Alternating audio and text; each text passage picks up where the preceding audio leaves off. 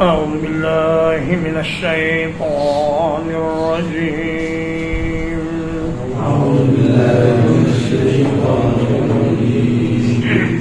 وإذا قيل إن وعد الله حق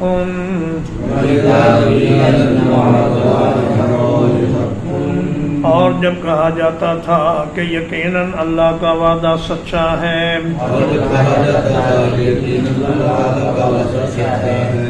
والساعة لا ریب فیہا، اور جو قیامت ہے اس میں کوئی شک نہیں. قلتم ما ندری ما الساعة، تم کہتے تھے ہم نہیں جانتے قیامت کیا چیز ہے. ان نظن الا ظنا، ہم نہیں گمان کرتے مگر ایک معمولی سا گمان. وما نحن بمستيقنين، اور ہم ہرگز پختہ یقین کرنے والے نہیں ہیں.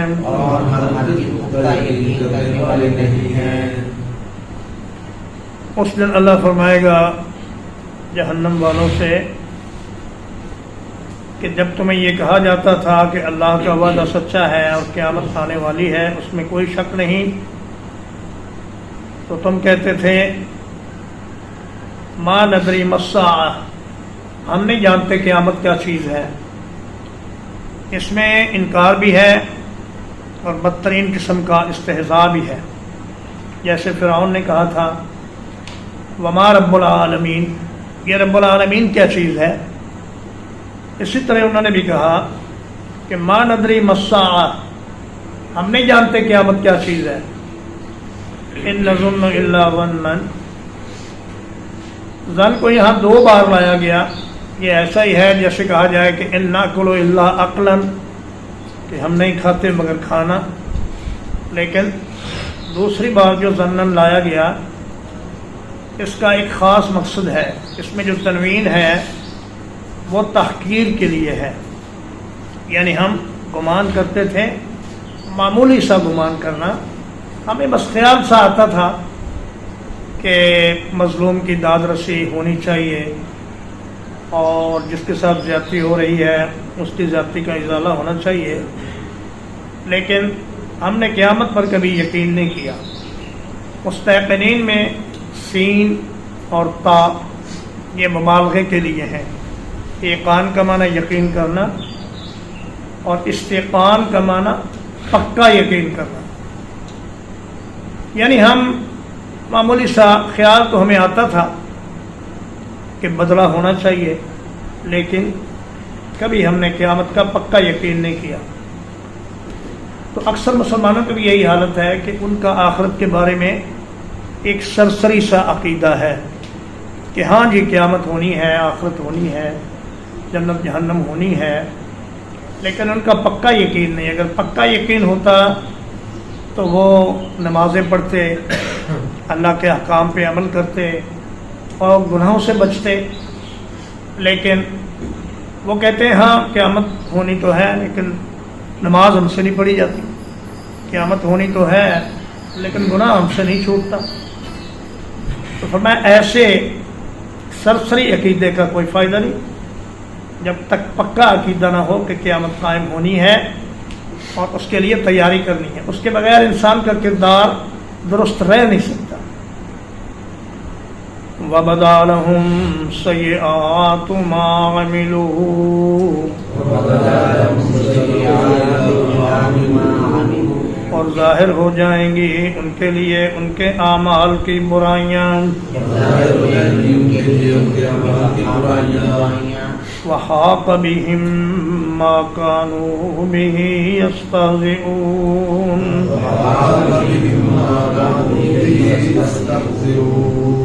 اور گھیر لے گی انہیں وہی چیز جس کا وہ مذاق اڑاتے تھے. وقیل اليوم ننساکم اور کہا جائے گا آج کے دن ہم تمہیں بھلا دیں گے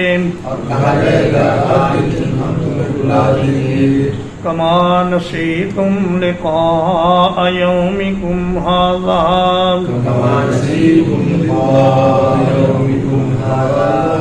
جس طرح تم نے اپنے اس دن کی ملاقات کو بھلا دیا تھا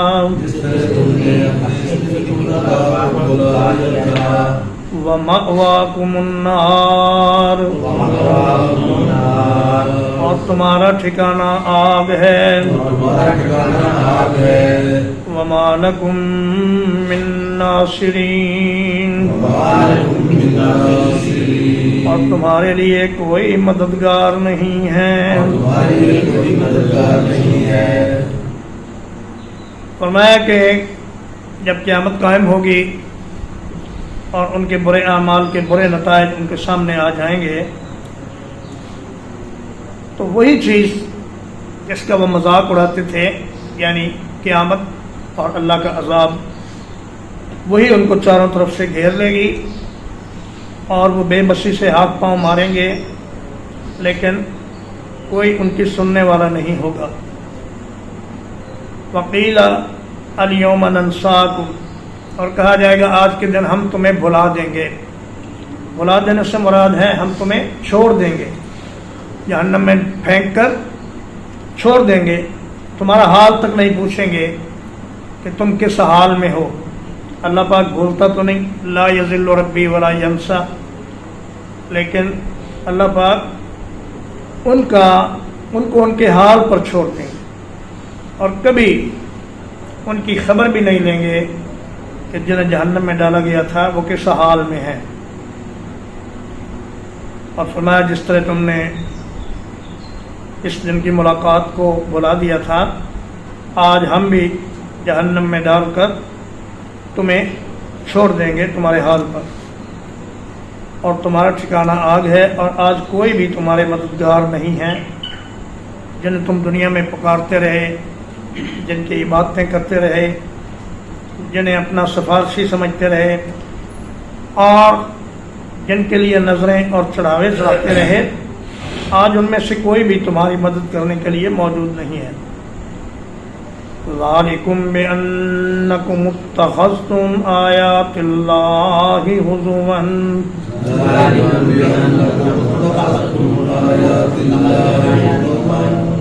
یہ اس لیے ہے کہ تم نے اللہ کی آیات کو مذاق بنا لیا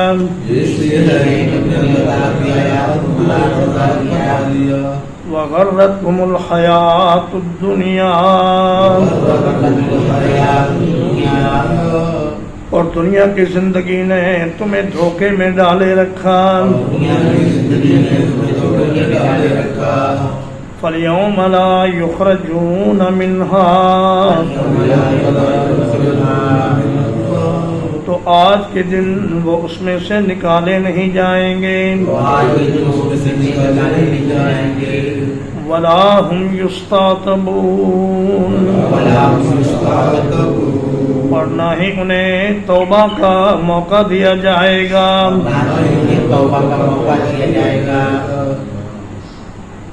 فرمایا یہ تمہارا برا انجام اس لیے ہوا کہ تم نے اللہ کی آیات کو سنجیدگی سے نہیں لیا تم کہتے تھے چھوڑو جی یہ مولوی تو ہر وقت لگے رہتے ہیں ان کی باتوں پر کیا توجہ دینی ہے اپنا کاروبار کرو کوئی چار پیسے کماؤ کوئی اپنے بچوں کا مستقبل سوچو یہ مولوی تو لگے رہتے ہیں ان کی بات چھوڑو اور تمہیں دنیا کی زندگی نے دھوکے میں ڈالے رکھا تم نے یہ سمجھا کہ ہم کبھی یہاں سے مر کر جائیں گے نہیں اور دنیا کا مال ہمیشہ ہمارے پاس رہے گا یحسب ان مالہ اخلدہ وہ سمجھتا رہا کہ میرا مال مجھے دنیا میں ہمیشہ رکھے گا لیکن ایسا ہوتا نہیں جو بھی انسان جتنا بھی کما لے اس کے استعمال میں تھوڑا سا پیسہ آتا ہے تھوڑی سی جگہ اس کے استعمال میں آتی ہے باقی ساری جگہ ساری پراپرٹی ساری حویلیاں ساری زمینیں چھوڑ کر وہ 2 گز کی قبر میں جا کر لیٹ جاتا ہے تو فرمایا آج تمہیں یہاں سے نکالا نہیں جائے گا، ہمیشہ ہمیشہ اسی میں رہو گے۔ کلما ارادوا ان یخرجوا منها اعیدوا فیها، جب بھی کوشش کریں گے وہاں سے نکلنے کی اسی میں پھر لوٹا دیے جائیں گے، اور جہنم کے فرشتے انہیں نکلنے نہیں دیں گے۔ ولا هم یستعتبون، اس کا مادہ ہے عین تا با، عتب یعتب، عتبن کا معنی ہوتا ہے کسی پر ناراض ہونا، اور اعتب یعتب اعتابن کا معنی ہوتا ہے کسی کی ناراضگی دور کرنا، اور اس کا معنی ہے طلب الاعتاب، یعنی کسی سے ناراضگی دور کرنے کا مطالبہ کرنا۔ ان کفار مشرکین اور جہنمیوں کو قیامت کے دن یہ موقع نہیں دیا جائے گا کہ وہ معذرت کر کے توبہ کر کے اللہ کو راضی کر لیں، بلکہ انہیں معافی کی درخواست پیش کرنے کا موقع ہی نہیں دیا جائے گا، اور ان کو دھتکار کر جہنم میں پھینک دیا جائے گا۔ فَلِلَّهِ الْحَمْدُ رَبِّ السَّمَاوَاتِ وَرَبِّ الْأَرْضِ،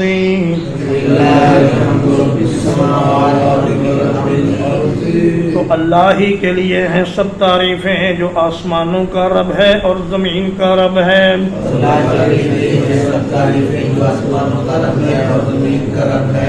رب العالمین،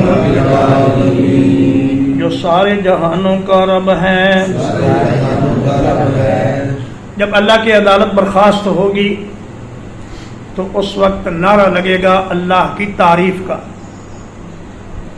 دنیا میں لوگ زندہ باد کا نعرہ لگاتے ہیں، لیکن اللہ کی شان کے لائق نہیں زندہ باد کا نعرہ، کیونکہ اس میں سے فنا کی بو آتی ہے۔ زندہ باد تو اسی کو کہیں گے نا جس کے مرنے کا خطرہ ہو، لیکن اللہ پاک کو تو موت ہے ہی نہیں، اس لیے اللہ کے لیے یہ نعرہ لگایا جائے گا کہ تمام تعریفیں اس رب کے لیے ہیں جو آسمانوں کا رب ہے، جو زمین کا رب ہے اور سارے جہانوں کا رب ہے۔ اس آیت کریمہ میں لفظ رب 3 بار استعمال کیا گیا، حالانکہ یہ بھی کہا جا سکتا تھا کہ فَلِلَّهِ الْحَمْدُ رَبِّ السَّمَاوَاتِ وَالْأَرْضِ وَالْعَالَمِينَ، لیکن 3 بار رب کا لفظ اس لیے لایا گیا کہ لوگوں کو اللہ تبارک و تعالیٰ کی ربوبیت کا اور اس صفت کا اچھی طرح اندازہ ہو جائے کہ ہماری تمام ضروریات پوری کرنے والا ایک اللہ اکیلا ہے۔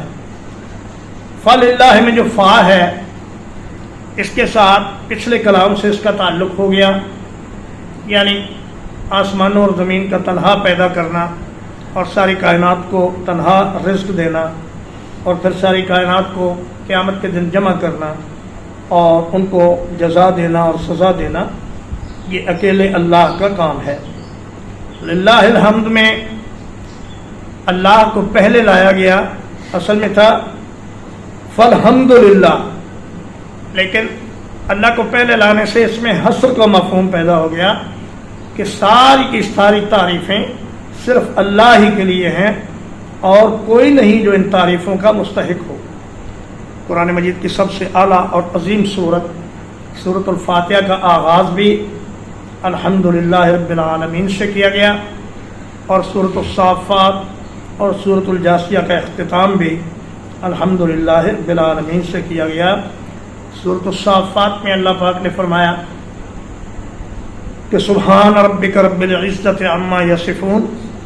وسلام علی المرسلین والحمدللہ رب العالمین، اور یہاں فرمایا فللہ الحمد رب السماوات ورب الارض رب العالمین وَلَهُ الْكِبْرِيَاءُ فِي السَّمَاوَاتِ وَالْأَرْضِ،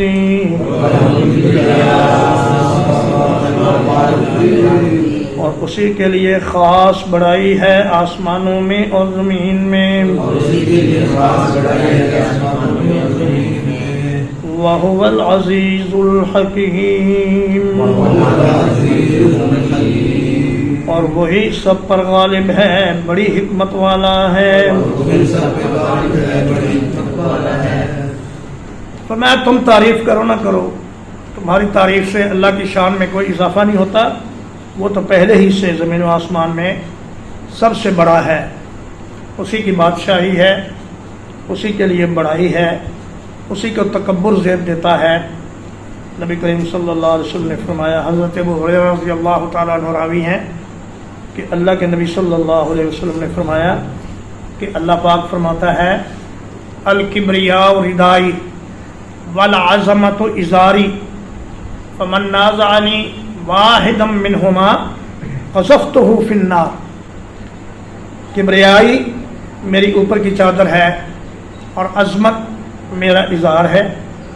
ان دونوں میں سے کوئی بھی چیز جو مجھ سے چھیننے کی کوشش کرے گا اسے میں جہنم میں پھینک دوں گا۔ وَهُوَ الْعَزِيزُ الْحَكِيمُ، عزیز میں قدرت اور غلبے کی تمام صورتیں آ جاتی ہیں، اور حکیم میں علم کی تمام شکلیں اور تمام درجات آ جاتے ہیں، یعنی وہ ایسا غالب ہے کہ سارا اختیار اسی کے پاس ہے، اور وہ ایسا دانا ہے کہ اس کے کیے ہوئے کام سے بہتر کام کوئی تجویز نہیں کر سکتا،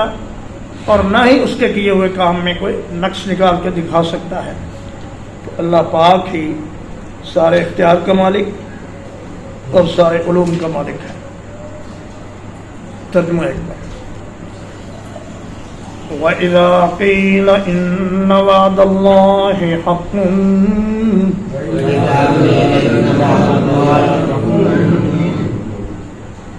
اور جب ان سے کہا جاتا تھا کہ یقیناً اللہ کا وعدہ سچا ہے،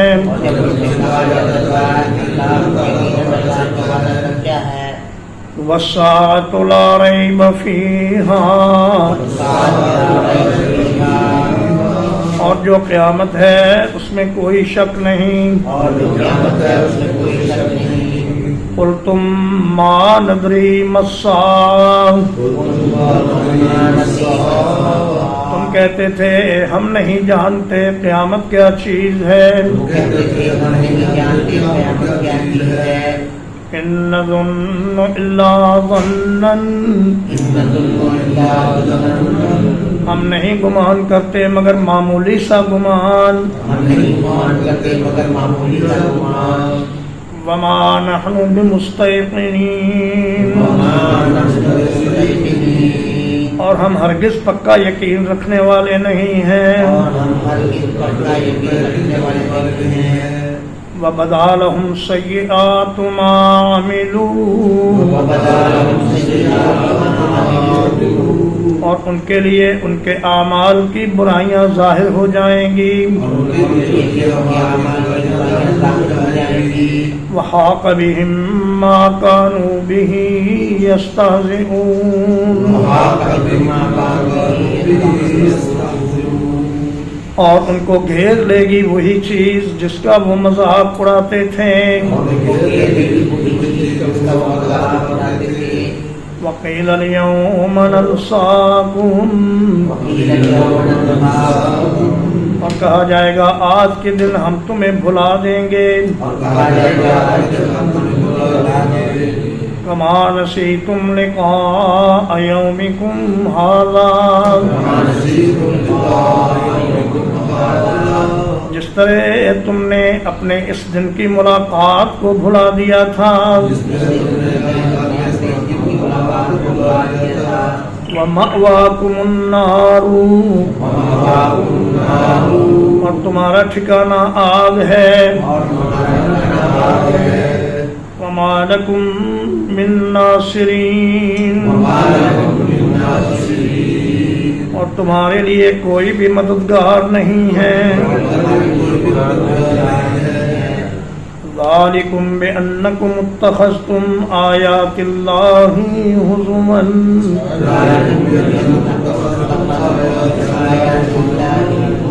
یہ اس لیے ہے کہ تم نے اللہ تعالیٰ کی آیات کو مذاق بنا لیا، وَغَرَّتْكُمُ الْحَيَاةُ الدُّنْيَا، اور تمہیں دنیا کی زندگی نے دھوکے میں ڈالے رکھا، فَالْيَوْمَ لَا يُخْرَجُونَ مِنْهَا، تو آج کے دن وہ اس میں سے نکالے نہیں جائیں گے، ولا هم يستعتبون، اور نہ ہی انہیں معافی مانگنے کا موقع دیا جائے گا۔ فللہ الحمد رب السماوات ورب الارض، تو اللہ ہی کے لیے سب تعریفیں ہیں جو آسمانوں کا رب ہے اور زمین کا رب ہے۔